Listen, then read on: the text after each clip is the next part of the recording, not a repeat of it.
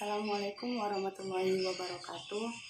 Perkenalkan, nama saya Audiawati Hafisan, NIM 12016262505. Saya mahasiswi dari Prodi Bimbingan dan Konseling Pendidikan Islam, Fakultas Tarbiyah dan Keguruan, Universitas Islam Negeri Sultan Syarif Hasim Riau. Di sini saya akan menjelaskan materi tentang teori belajar kognitif dan penerapannya dalam pembelajaran. Video ini semata-mata saya buat untuk memenuhi ujian tengah semester Psikologi Belajar dan Pembelajaran dibimbing oleh Ibu Suci Habibah MPD. Baiklah, pertama kita akan membahas tentang definisi teori kognitif. Istilah kognitif berarti mengetahui. Dalam arti luas, kognitif atau kognisi ialah perolehan, penataan, dan penggunaan pengetahuan. Dalam perkembangan selanjutnya, istilah kognitif menjadi populer dan menjadi salah satu dominan atau wilayah atau ranah psikologi manusia yang meliputi setiap perilaku mental yang berkaitan dengan pemahaman, pertimbangan, pengolahan informasi, pemecahan masalah, kesenjangan, dan keyakinan. Istilah cognitive of theory learning yaitu suatu bentuk teori belajar yang berpandangan bahwa belajar adalah proses pemusatan pemikiran atau kegiatan mental. Teori belajar tersebut beranggapan bahwa individu yang belajar itu memiliki kemampuan potensi sehingga tingkah laku yang bersifat kompleks bukan hanya sekedar dari jumlah tingkah laku yang sederhana. Maka dalam hal belajar menurut aliran ini adalah mementingkan proses belajar daripada hasil belajar. Belajar tidak hanya sekedar melibatkan stimulus dan respon. Lebih dari itu, belajar juga melibatkan proses berpikir yang sangat kompleks. Yang menjadi prioritas perhatian adalah pada proses bagaimana suatu ilmu yang baru bisa berasimilasi dengan ilmu yang sebelumnya dikuasai oleh masing-masing individu. Jadi, belajar itu sendiri menurut teori kognitif adalah perubahan persepsi dan pemahaman yang tidak selalu dapat terlihat sebagai tingkah laku.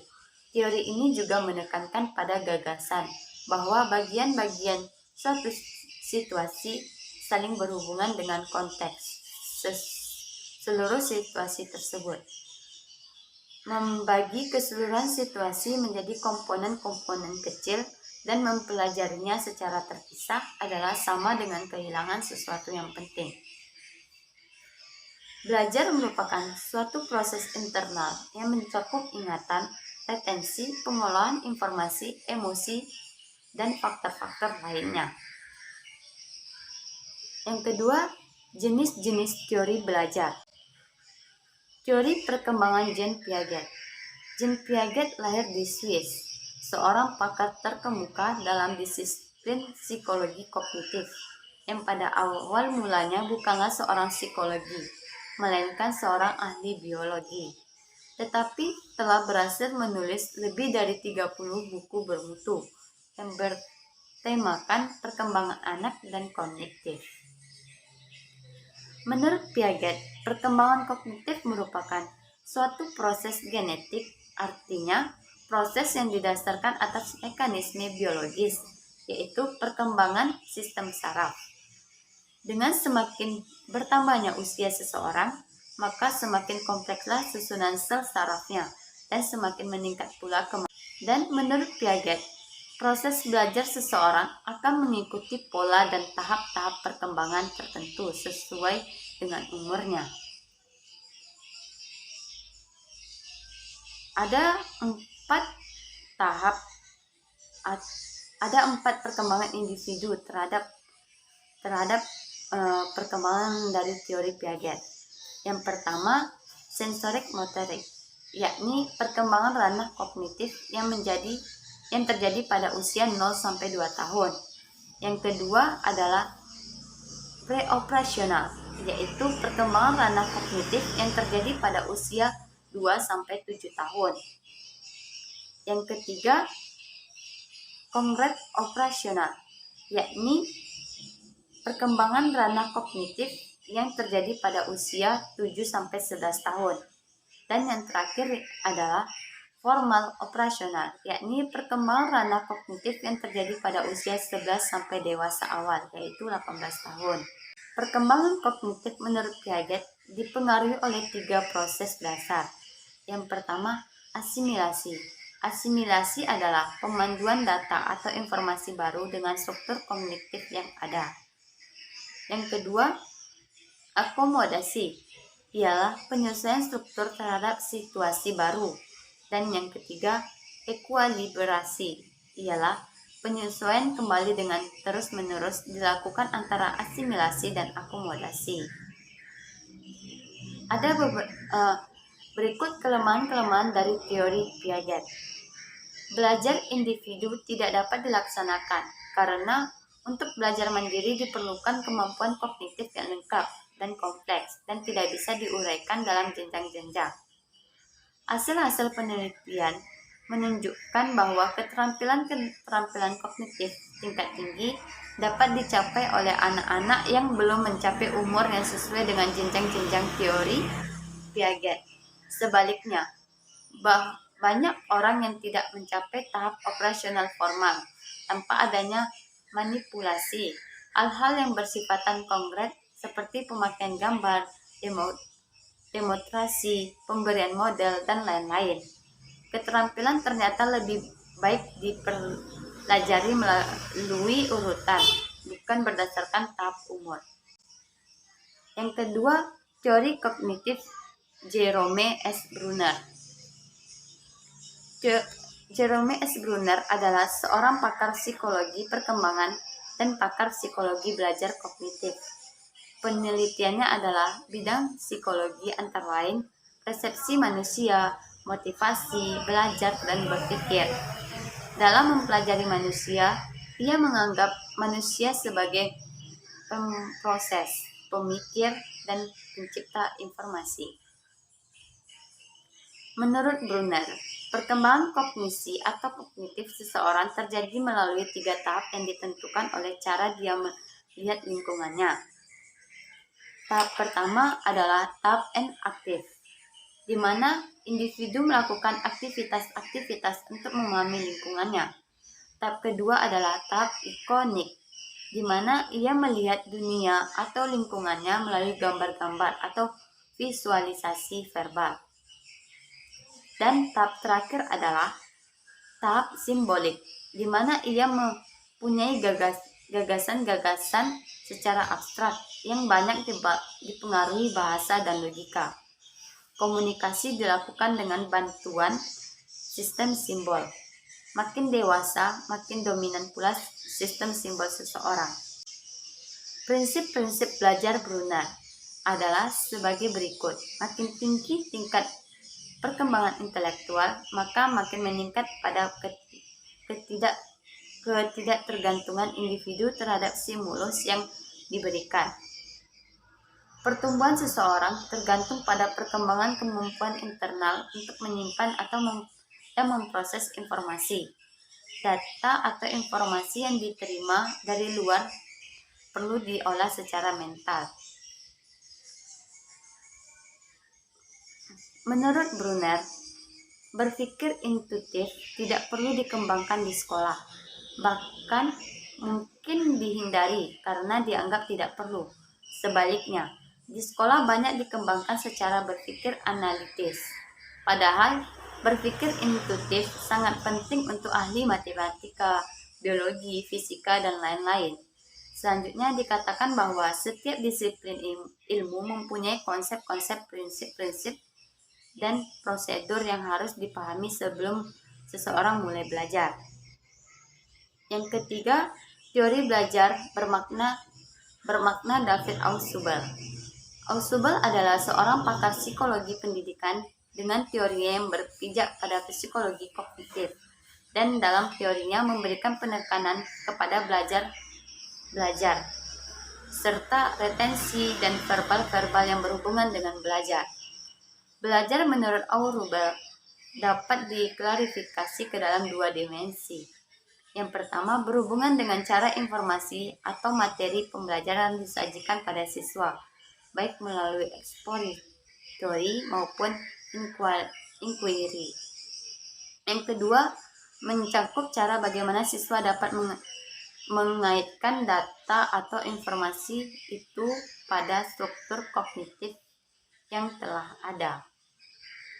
Kelemahan-kelemahan dari teori belajar Ausubel tersebut pada umumnya adalah bahwa terlalu menekankan belajar asosiatif dan menghafal.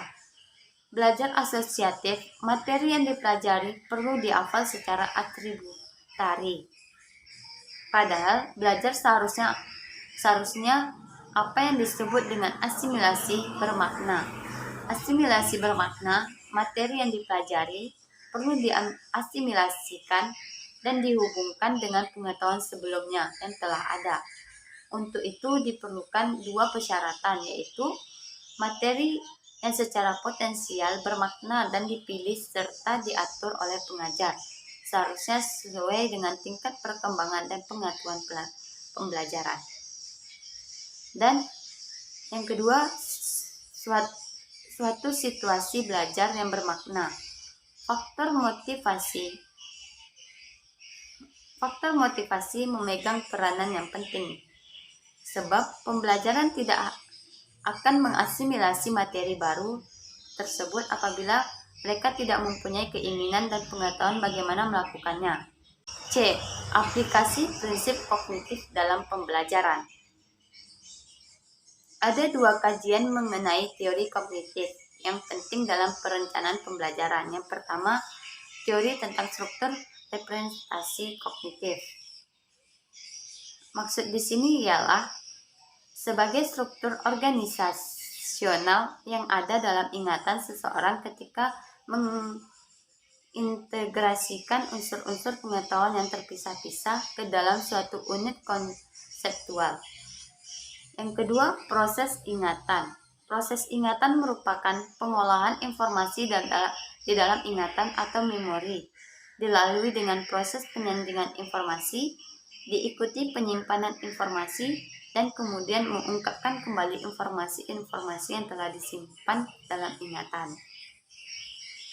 Dengan adanya konsep tersebut, maka sebagai kata kunci dalam teori belajar kognitif adalah informasi processing model yang mendeskripsikan proses penyaringan informasi, proses penyimpanan informasi, dan proses pengungkapan kembali suatu informasi atau pengetahuan dari konsepsi pikiran. Benar menyampaikan tahap tersebut menjadi 3 fase dalam proses belajar, yaitu fase informasi, fase transformasi, dan fase evaluasi. Dan menurut Witting, setiap proses belajar akan selalu berlangsung dalam 3 tahap, yaitu tahap perolehan dan penerimaan informasi, tahap penyimpanan informasi, dan tahap penyampaian kembali informasi. Untuk mengaplikasikan dalam proses belajar dan pembelajaran itu ada 4. Yang pertama, pembelajaran akan lebih mampu mengingat dan memahami sesuatu apabila pembelajaran tersebut disusun dalam pola dan logika tertentu. Yang B, penyusunan materi pembelajaran harus dari yang sederhana ke yang rumit. Yang C, belajar dengan memahami lebih baik daripada dengan hanya menghafal tanpa mengerti penyaji. Dan yang D, adanya perbedaan individual pada pembelajaran harus diperhatikan. Materi yang keempat yaitu, atau yang D, perbedaan teori belajar behaviorisme dan kognitif. Proses belajar menurut behaviorisme merupakan suatu mekanisme yang periferik dan terletak jauh dari otak. Sedangkan menurut kognitif, proses belajar terjadi secara internal di otak dan meliputi ingatan dan pikiran. Hasil belajar menurut behaviorisme merupakan kebiasaan dan ditekatkan pada adanya urutan respon yang lancar. Sebaliknya, kognitif menganggap hasil belajar sebagai suatu struktur kognitif tertentu. Menurut teori behaviorisme, belajar merupakan proses trial and error dan adanya unsur-unsur yang sama antara masalah sekarang yang dijumpai dengan apa yang pernah dijumpai sebelumnya. Sedangkan kognitif menekankan adanya pemahaman tentang apa yang dihadapi sekarang dengan yang telah dijumpai sebelumnya. Para pakar psikologi kognitif melihat situasi belajar erat kaitannya dengan memori. Memori yang biasa diartikan ingatan, yakni merupakan fungsi mental yang menangkap informasi dari stimulus dan merupakan store system, yakni sistem penyimpanan data informasi dan pengetahuan yang terdapat dalam otak manusia.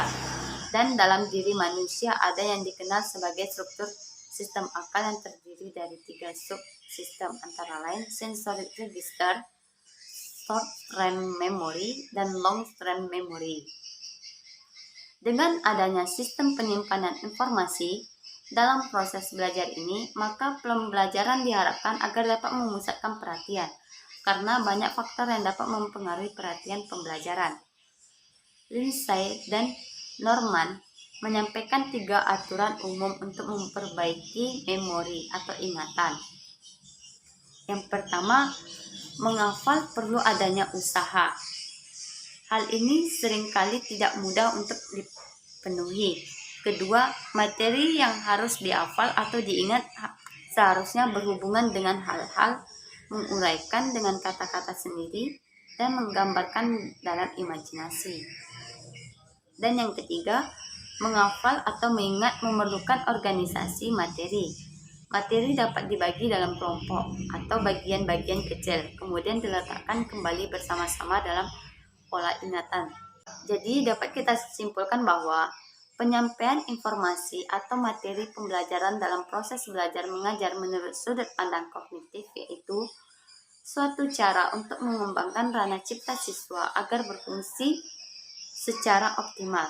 Pengembangan ranah cipta kognitif dalam proses belajar mengajar tersebut dipandang vital dan strategis, karena ranah inilah yang paling dominan dalam kejiwaan.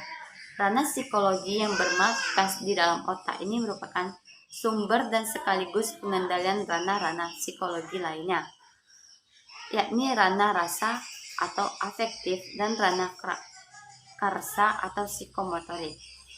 Otak dengan segala perangkatnya yang sifatnya unik dan rumit tidak hanya berfungsi sebagai mesin penggerak aktivitas akal semata, tetapi juga sebagai menara pengontrolan aktivitas perasaan dan perbuatan. Baiklah, cukup sekian video yang saya buat. Apabila saya ada kesalahan kata, saya mohon maaf. Saya akhiri dengan wabillahi taufiq wal hidayah. Wassalamualaikum warahmatullahi wabarakatuh.